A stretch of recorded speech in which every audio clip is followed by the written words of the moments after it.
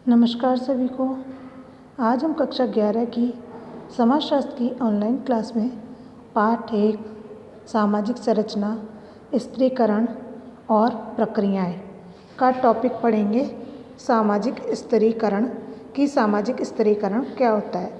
सामाजिक स्त्रीकरण की व्यवस्था विश्व के सभी समाजों में पाई जाती है। कई समाजों में यह प्राथमिक रूप में पाई जाती है, फिर भी ये पहचानी जा सकती है।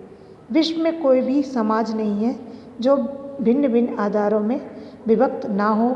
इसका मुख्य कारण यह है कि समाज में आयु, लिंग, आर्थिक व्यवस्था, प्रजातीय व्यवस्था, राजनीतिक व्यवस्था, जातिगत व्यवस्था, शिक्षा, मानव की रुचियाँ आदि सभी एक दूसरे से अलग हैं। इसी कारण कोई भी समाज अपने सभी सदस्यों को समान स्तर, स्थिति या पद प्रदान नहीं कर सकता।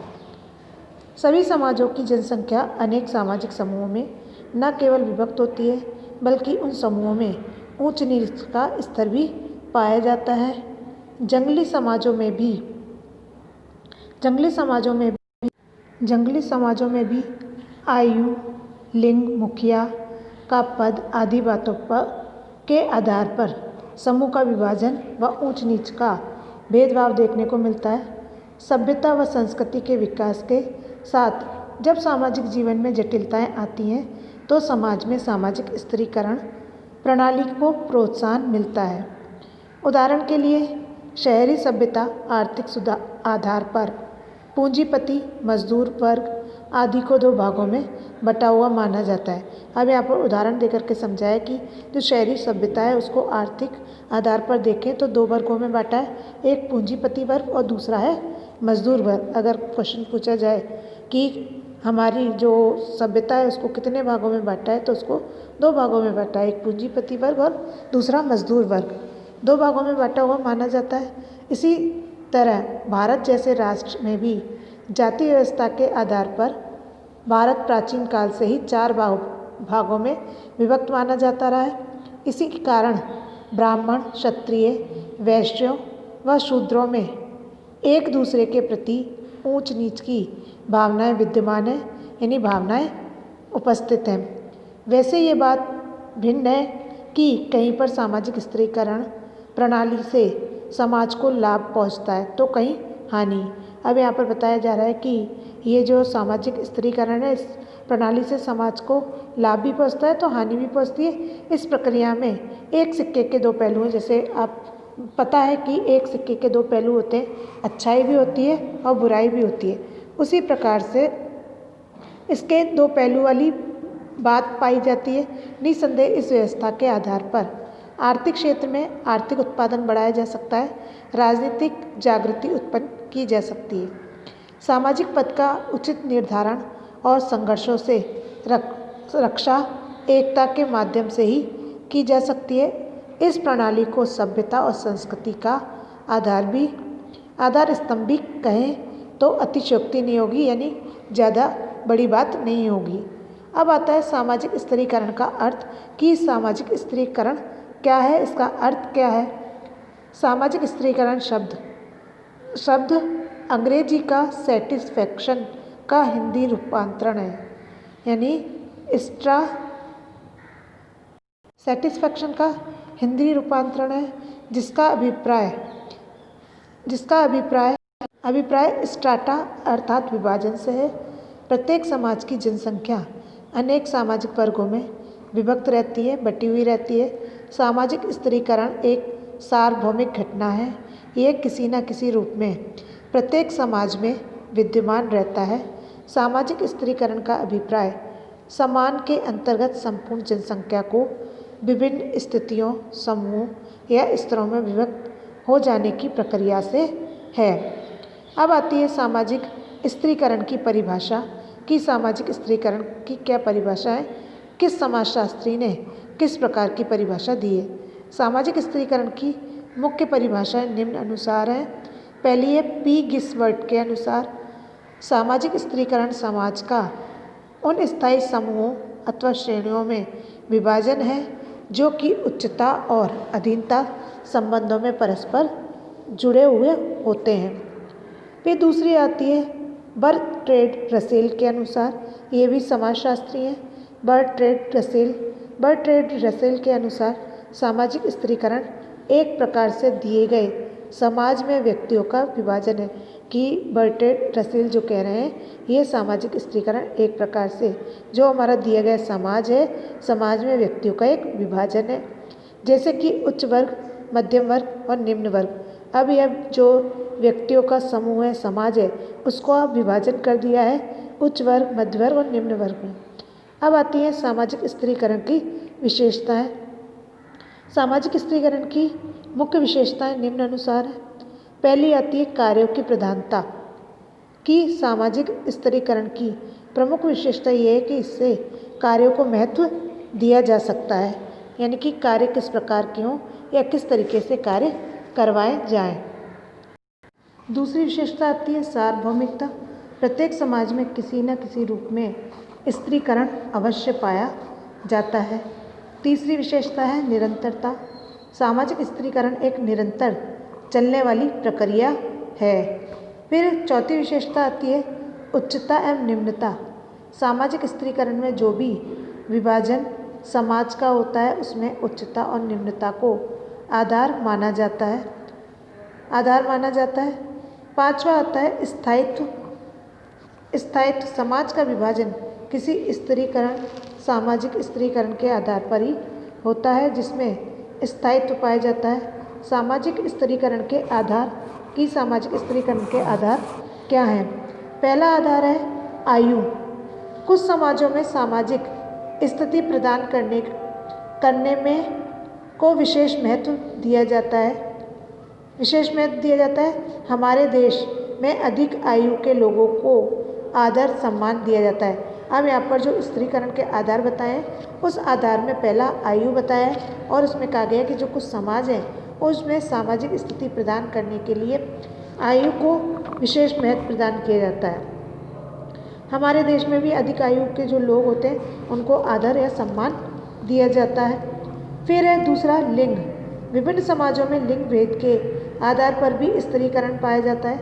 यह स्त्रीकरण संभवतः सबसे प्राचीन एवं सरल स्त्रीकरण है। लिंग के आधार पर स्थिति व कार्य का विभाजन किया जाता है। भारत में स्त्रियों का स्थान पुरुषों के स्थान से निम्न समझा जाता है। जो हमारा भारत देश है, इसमें जो स्त्रियों का स्थान है वो पुरुषों से कम समझा जाता है, निम्न समझा जाता है। फिर तीसरे जो आधार है वो है संपत्ति। संपत्ति के आधार पर भी सामाजिक स्त्रीकरण पाया जाता है। जिस व्यक्ति के पास अधिक धन होता है उसे ऊंची प्रतिष्ठा प्राप्त होती है और जिसके पास कम धन प्राप्त होता है उसे निम्न प्रतिष्ठा प्राप्त होती है। अब यहाँ पर चौथा जो आधार लिया है वो है प्रजाति। प्रजाति के आधार पर भी समाज में स्त्रीकरण पाया जाता है। जन्म के आधार पर भी उच्चता व निम्नता को स्थान प्रदान किया जाता है। जाति प्रथा इसका उदाहरण है। छठा जो आता है वो है रक्त संबंधों के आधार पर। छठा है रक्त संबंधों के आधार पर सामाजिक स्त्रीकरण किया जाता है। जो व्यक्ति ऐसे पुरुष की संतान, तो इसमें कहा जा रहा है कि जो व्यक्ति ऐसे पुरुषों की संतान है जिन्होंने अपने सद्गुणों के द्वारा समाज में सम्मान एवं प्रतिष्ठा प्राप्त की है, वे अपने रक्त संबंधों के कारण ही समाज में प्रतिष्ठा प्राप्त करते हैं तथा उनको उचित स्थिति प्रदान की जाती है। अब जो सातवां आधार आता है वो है आध्यात्मिकता। समाज में जो व्यक्ति आध्यात्मिकता की दृष्टि से ऊंचे उठ जाते हैं उनका समाज में विशेष स्थान होता है। व्यक्तियों की आयु, जाति तथा आर्थिक स्थिति पर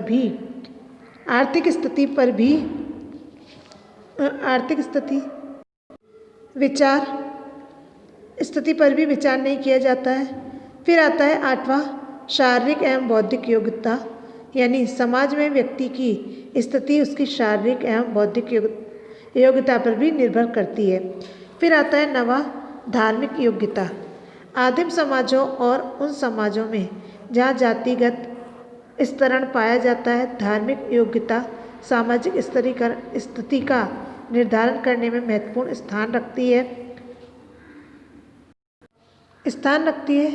उपयुक्त सभी सामाजिक स्तरीकरण के महत्वपूर्ण आधार हैं। फिर भी हम मुख्यतः जाति, वर्ग, प्रजाति तथा लिंग का विस्तार से अध्ययन करेंगे।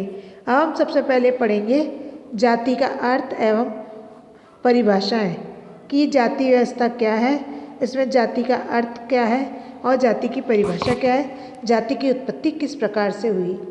जाति अंग्रेजी के कास्ट का हिंदी पर्यायवाची शब्द है जो कि पुर्तगाली शब्द कास्टा से बना है। जो जाति शब्द बना है वो अंग्रेजी के कास्ट का हिंदी पर्यायवाची है जो पुर्तगाली शब्द कास्टा से बना है, जिसका अर्थ प्रजाति, जन्म या भेद होता है।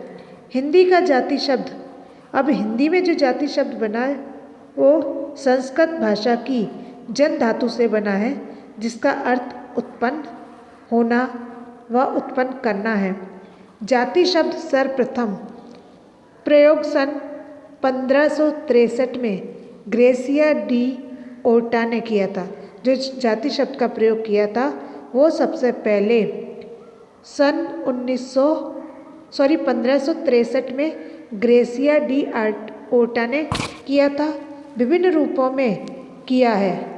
संक्षेप में जाति की निम्न परिभाषाएं दी जा सकती हैं। यह परिभाषाएं दी हैं। पहली परिभाषा आती है मैकाइवर पेज के अनुसार, जब व्यक्ति की स्थिति पूर्व निश्चित होती है, अर्थात जब व्यक्ति अपनी स्थिति में किसी भी प्रकार से परिवर्तन की आशा लेकर उत्पन्न नहीं होता, तब व्यक्ति समूह या वर्ग जाति के रूप में स्पष्ट होता है। ये परिभाषा तो है मैकाइवर और पेज की, जिन्होंने कहा है कि जब व्यक्ति की स्थिति पूर्व निर्धारित होती है, अर्थात जब व्यक्ति अपनी स्थिति में किसी भी प्रकार के परिवर्तन की आशा लेकर उत्पन्न नहीं होता, तब व्यक्ति समूह या वर्ग जाति के रूप में स्पष्ट होता है। दूसरी आती है केतकर के अनुसार। केतकर के अनुसार जाति एक सामाजिक समूह है जिसकी दो विशेषताएं हैं। पहली विशेषता है जाति की सदस्यता सिर्फ उन व्यक्तियों तक ही सीमित है जो उस जाति विशेष के सदस्यों से ही पैदा हुए हैं। इस प्रकार उत्पन्न होने वाले सभी सदस्य एक जाति में आते हैं। द्वितीय, जिसके सदस्य एक निश्चित सामाजिक नियम के द्वारा अपने समूहों से बाहर विवाह करने पर रोक दिए जाते हैं। अब तीसरी जो परिभाषा आती है वो है D.N. मजूमदार के अनुसार। मजूमदार और मदान के अनुसार जाति एक बंद वर्ग है। मजूमदार मदान ने जाति को एक बंद वर्ग बताया है। फिर चौथी परिभाषा आती है N.K. दत्ता के अनुसार जाति एक जाति के सदस्य जाति के बाहर विवाह नहीं कर सकते हैं तथा अन्य जाति के व्यक्तियों के साथ भोजन करने व पानी के संबंध में भी इसी प्रकार के कुछ कम कठोर नियम रहते हैं तथा अनेक जातियों के कुछ निश्चित व्यवसाय होते हैं। अब यहाँ पर बताया गया है जो N.K. दत्ता ने परिभाषा दी है, उन्होंने कहा है कि जाति के संबंध में कुछ कठोर नियम होते हैं और इस प्रकार के जो नियम है कुछ पानी के संबंध में भी है, पानी के संबंध में कुछ कम कठोर नियम रहते हैं तथा अनेक जातियों में कुछ निश्चित व्यवसाय होते हैं। जातियों में संस्तरणात्मक श्रेणियाँ होती हैं। मनुष्य की जाति का निर्णय जन्म से होता है। यदि व्यक्ति नियमों का उल्लंघन करने के कारण जाति से ना निकाल दिया जाए तो एक जाति से दूसरी जाति में परिवर्तन होना संभव नहीं है। उपरोक्त विवेचना से स्पष्ट है कि जाति जन्म पर आधारित है व महत्वपूर्ण समूह है जिसकी सदस्यता जन्म पर आधारित होती है। यह अपने सदस्यों के व्यवसाय, विवाह, खानपान आदि पर कुछ निश्चित प्रतिबंध लगाती है। संक्षेप में जाति समाज का एक ऐसा खंडात्मक विभाजन है जो कि आनुवंशिकता पर आधारित रह करके अपने सदस्यों के व्यवसाय, खान पान व विवाह पर निश्चित स्थिति में रोक लगाती है। हम पढ़ेंगे जाति की विशेषताएं कि जाति की क्या कौन कौन सी विशेषताएं हैं। जाति की विशेषताएं हैं, भिन्न भिन्न विद्वानों ने जाति की विशेषताओं को अपने अपने ढंग से स्पष्ट करने का प्रयास किया है। यानी कि जाति की विशेषताएं भी अलग अलग विद्वानों ने अलग अलग दी है, जिसमें A.K. दत्ता, किंग्सले डेविस व घुरे मुख्य हैं। A.K. दत्ता ने जाति की निम्नांकित विशेषताओं को स्पष्ट किया है। ये जो विशेषताएं दी गई हैं ये A.K. दत्ता के द्वारा दी गई हैं। जाति का कोई भी सदस्य जाति के बाहर विवाह नहीं कर सकता। दूसरी है, प्रत्येक जाति में भोजन और खान पान संबंधी प्रतिबंध अवश्य होते हैं। तीसरी, जाति के पेशे प्राय निश्चित होते हैं। सभी जातियों व उपजातियों में ऊंच नीच का एक संस्करण पाया जाता है, जिसमें ब्राह्मणों का स्थान सर्वोच्च रहता है, सबसे ऊंचा रहता है। फिर पांचवी जो विशेषता है वो है, जन्म के साथ ही जाति की सदस्यता व्यक्ति को जीवन पर्यंत के लिए प्राप्त हो जाती है। अब यहाँ पर कहा गया कि जो जाति है वो मनुष्य को जन्म के साथ जीवन पर्यंत के लिए प्राप्त होती है, किंतु जातीय नियमों के विपरीत कृत्यों को करने से उसकी सदस्यता समाप्त की जा सकती है, यानी उसको नष्ट भी किया जा सकता है। अब आती है G.S. घुरे ने अपनी प्रसिद्ध कृति जाति एवं वर्ग व्यवस्था में जाति की निम्न विशेषताओं को स्पष्ट किया है। पहली विशेषता जो है वो है समाज का खंडीय विभाजन। जाति व्यवस्था समाज को विभिन्न खंडों या भागों में विभक्त कर देती है तथा प्रत्येक खंड या भाग अनेक उपखंडों या उपभागों में विभक्त हो जाता है तथा प्रत्येक खंड या उपखंड के सदस्यों की स्थिति, पद, कार्य आदि निश्चित रहते हैं, जिससे व्यक्तियों की निष्ठा, प्रेम व सहानुभूति अन्य जाति की अपेक्षा अपनी स्थिति में अधिक होती है। अतः स्पष्ट है कि संपूर्ण समाज विभिन्न खंडों व उपखंडों में विभक्त हो जाता है। दूसरा है संस्तरण। जाति व्यवस्था के अंतर्गत विभिन्न जातियों में एक संस्तरण या ऊंच नीच के क्रम अथवा उतार चढ़ाव के क्रम देखने को मिलते हैं। संस्तरण में परिवर्तन धन, संपत्ति या प्रतिष्ठा के आधार पर संभव नहीं होता है, क्योंकि जाति बंध वर्ग का एक रूप है। जो अब तीसरी जो विशेषता आती है वो है भोजन व सहवास पर प्रतिबंध। जाति व्यवस्था की ये एक विशिष्ट विशेषता है, जिसमें प्रत्येक जाति का ऐसा नियम होता है कि दूसरी जाति के सदस्यों के हाथ का बना भोजन निषिद्ध होता है, वो दूसरी जाति के हाथ का बना हुआ भोजन नहीं करते हैं। चौथी विशेषता आती है नागरिक एवं धार्मिक नियोग्यताएं और प्रतिबंध। घुरे के अनुसार तत्कालीन समय में ब्राह्मणों को तथाकथित उच्च मानते हुए सर्व अधिकार प्रदान है और दलितों पर धार्मिक नियोग्यताएं लाद दी गई हैं।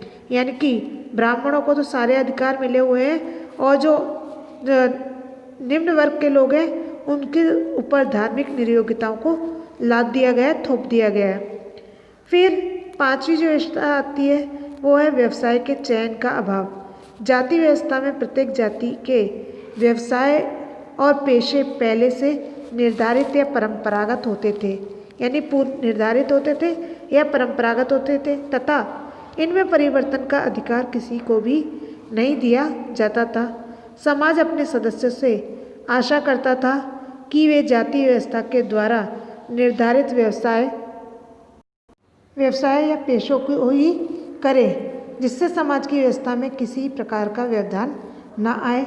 जो छठी विशेषता आती है वो है विवाह संबंधी प्रतिबंध। प्रत्येक जाति में इस नियम का कठोरता से पालन किया जाता है कि इसके सदस्य अपनी ही जाति में विवाह करें। इस रूप में जाति अंतर्जात विवाही समूह का प्रतिनिधित्व करती है। विवाह संबंधी प्रतिबंध सभी जातियों में, चाहे वह उच्च जाति हो या निम्न, निश्चित रूप से पाया जाता है। उपरोक्त विशेषताएं जाति की परंपरागत विशिष्टताएं हैं, क्योंकि वर्तमान परिस्थितियों में परिवर्तित होती जाति व्यवस्था के कारण इसकी विशेषताएं भी बदल रही हैं। अतः आवश्यक है कि समाजशास्त्रियों को सामाजिक व्यवस्था पर पुनः सूक्ष्म अध्ययन व विश्लेषण करना चाहिए। अब यहाँ पर कहा गया कि जो समाजशास्त्री हैं उनको जो है सामाजिक व्यवस्था पर दोबारा से सूक्ष्म तरीके से अध्ययन और विश्लेषण किया जाना चाहिए। उदाहरण के लिए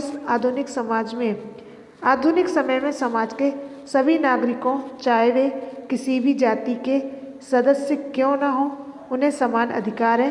वे अपनी इच्छा एवं स्वेच्छा अनुसार व्यवसाय का चयन करते हैं और कर भी रहे हैं। निम्न जाति के सैकड़ों व्यक्ति आज उच्च पदों पर कार्यरत हैं। इसी प्रकार बहुत से उच्च वर्ग या जाति के सदस्यों ने भी अपना व्यवसाय व पेशा बदल लिया है। विवाह संबंधी भी कमज़ोर होते जा रहे हैं। विवाह संबंध, यहाँ पर जो विवाह संबंध है वो भी कमज़ोर होते जा रहे हैं। प्रतिवर्ष प्रेम विवाह एवं अंतर्जातीय विवाहों की बढ़ती संख्या स्पष्ट करती है कि विवाह संबंधी जातीय प्रतिबंध जो है टूटते जा रहे हैं। किंतु गुरुओं के द्वारा प्रस्तुत जो जाति की विशेषताएं ग्रामीण अंचलों में आज भी देखने को मिलती हैं, आज भी दिखाई देती हैं। किंतु नगरीय क्षेत्रों में तो जाति व्यवस्था परिवर्तन के पथ पर चल पड़ी है।